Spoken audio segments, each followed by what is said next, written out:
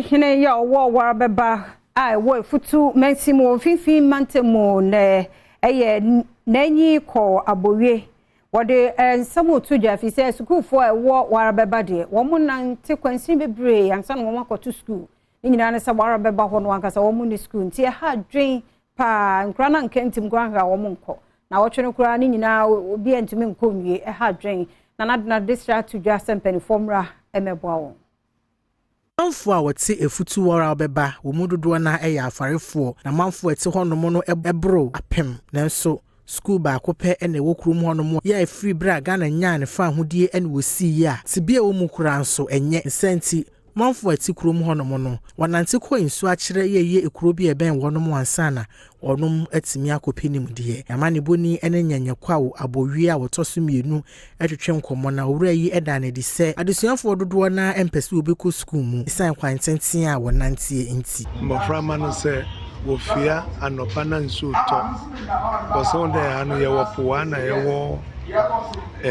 lagoon suwa nti se nsu no to na mboframa no ko school public school wo nsu echi wo no eya rewo nti ye di to de afi afahye a ye be sure there ye be school public even yanya 6 classroom block ni kindergarten ni library ko a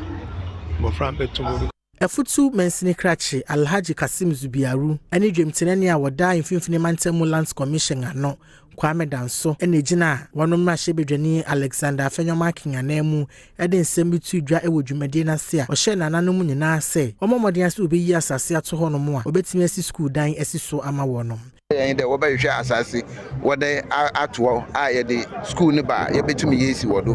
When you saw the cinema, you may within about 4 or 5 months to come. By next year, we should get the school for them. It's a hope I made more. So we are also challenging them to get the land for us so we can put up the school for them. Me did it there, 6 years and nanum. Why I didn't there? Woman at school now, Nembra meeting the honorable Nanya Mecano. Within the week, they should make the land available and the work will immediately start.